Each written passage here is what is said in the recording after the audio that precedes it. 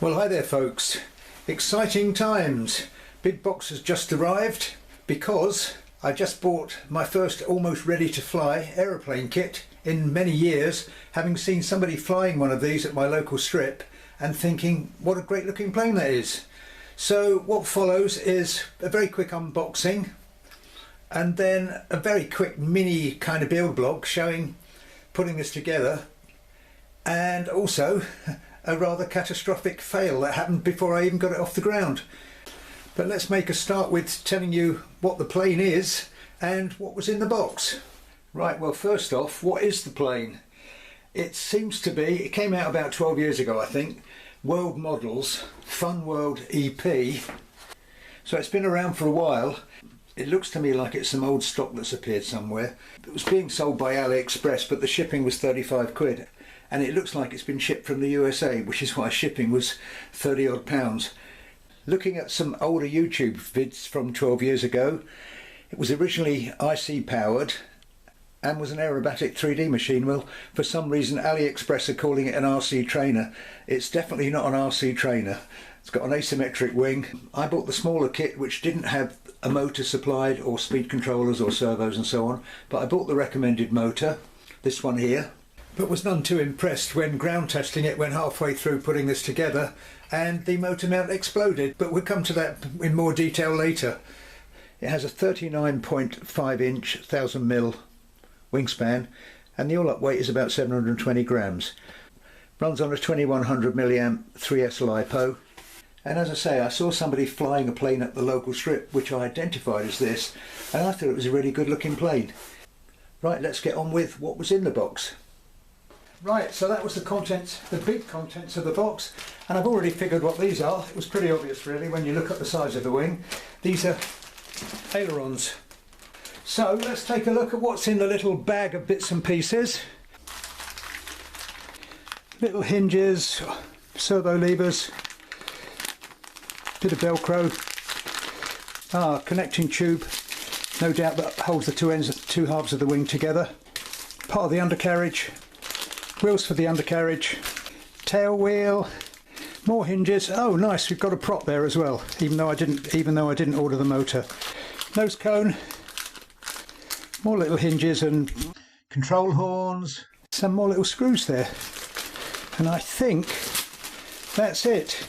I've already bought the recommended motor for it, which is a 2830 1000 kV. So we're ready to begin and try and assemble this if I can find space to do it. Let's actually have a look in here and see if there's anything hidden in there too. You've got to be careful with this stuff because it's easy to throw things away. Yeah, Velcro strip as I thought. A couple of bits of foam probably go inside the fuselage somewhere to stop the battery rattling around. And like I say, these little things that go on the end of push rods for elevators and so on. Yeah. So that's all we've got. How exciting. My first proper kit assembly in I don't know how many years. I'll do my best to try and show you how I put this together. Well, as I said at the start of this, I'm not doing a detailed build blog, but this is where I'm at so far.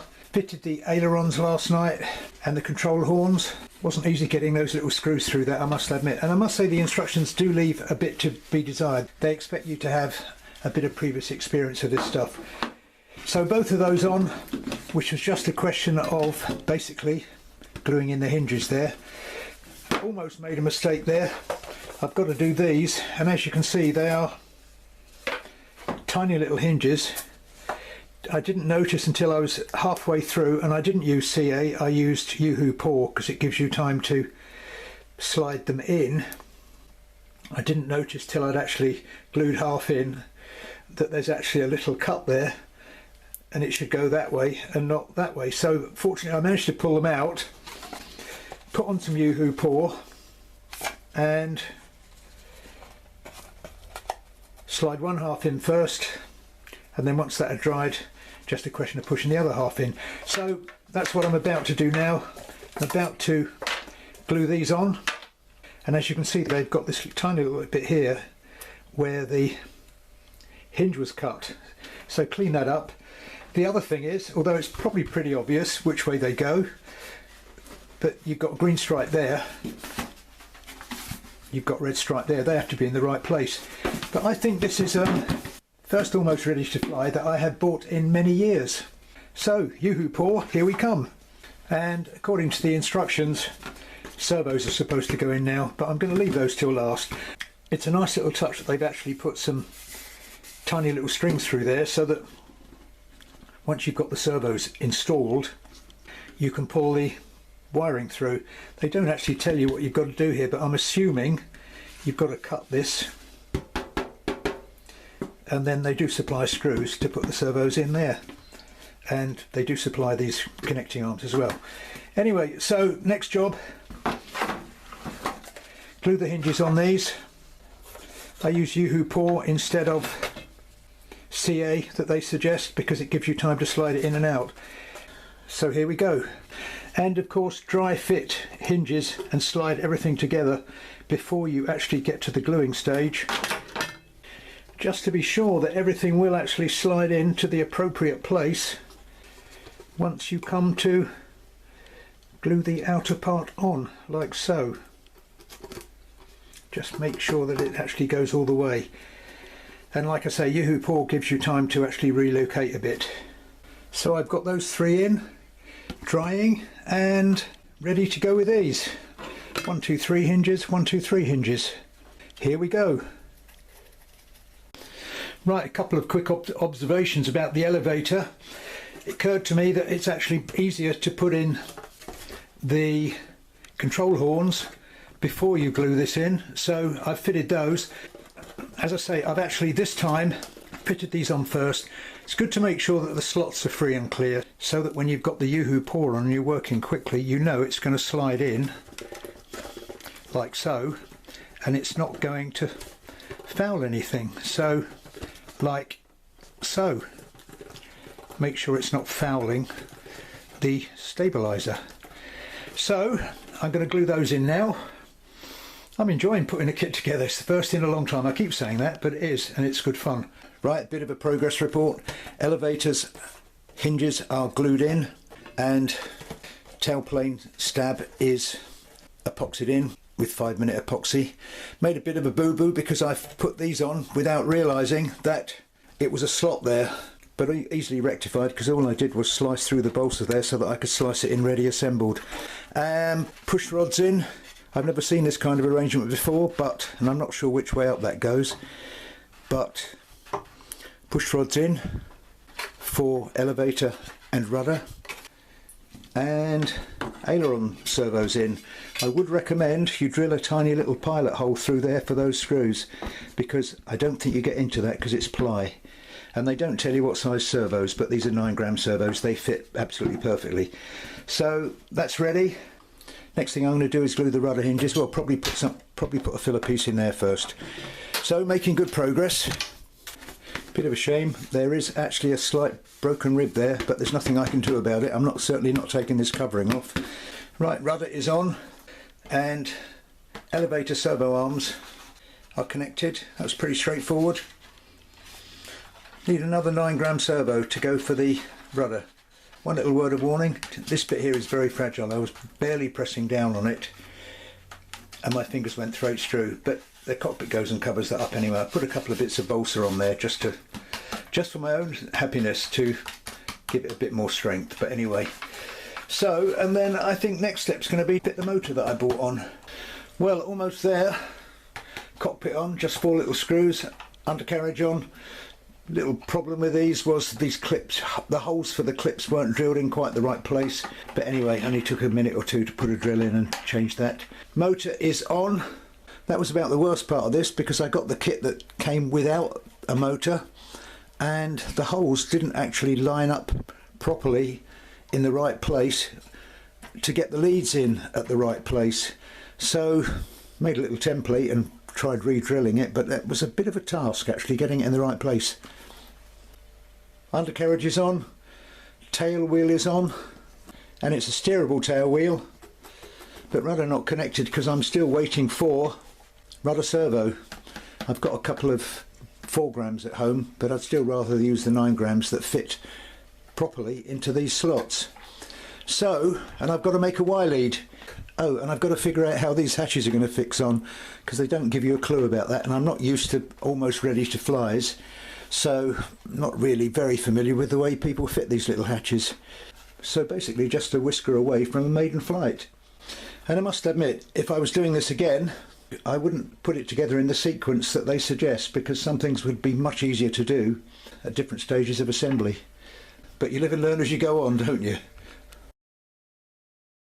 Well, here's a little bit of an update from my last video where I just said, so it's not that far from a maiden. I think actually it is quite a long way from a maiden now, because I've just balanced the prop because there was a bit of vibration here. It's the right size prop for this motor as far as I know. And fired it up, it wasn't even a fully charged battery, and there was a bang, and I've just ripped the front of the motor mount out. Can you see it in there? Probably can't. Anyway, I'll take this off and then I'll see what the damage is.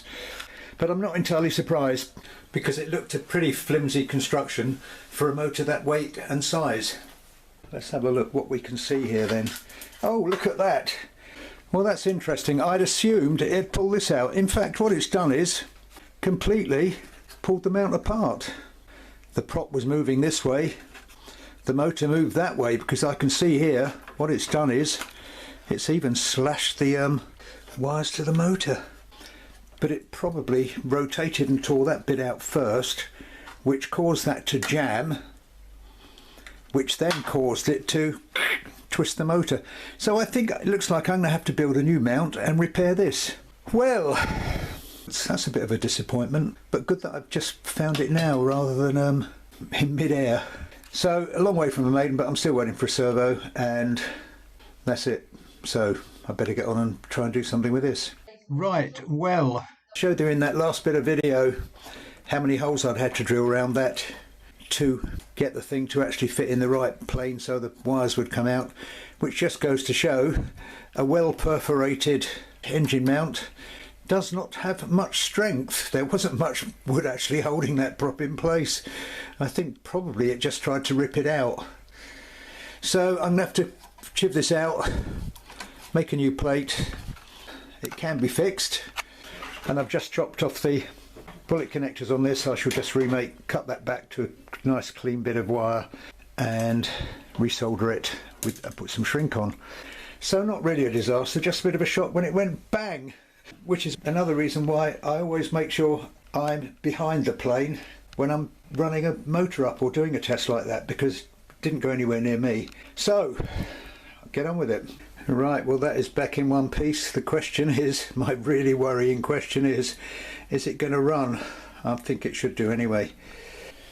Well, I've got that little bit of broken mount off, and as you can see, another problem that is obvious as well, apart from the extra holes I've drilled, is the screws that went into it were countersunk, and the countersunking obviously thins down the skinny little bit of wood there to weaken it even more. So I think I've got some here, look about the right size. These are longer Allen screws. I think they're going to fit, in which case I can put a doubler behind this, which means I still keep the original shape and much of this. Obviously it's going to have to be reinforced, but it means I can still keep that and keep the geometry of this. Yeah, what about that? I've already got some Allen screws that will go in with quite a nice depth, which will take a really solid engine bulkhead there. It's for the size of the motor. That's not an awful lot of support.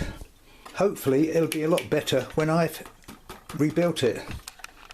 So the first step was to make a little template to get the holes in exactly the right place in the new piece of wood that I've cut to the right size to slip inside the damaged one, which I'd roughly glued back into place so that I still kept the geometry of the down thrust and side thrust, and then check that the motor actually fitted there.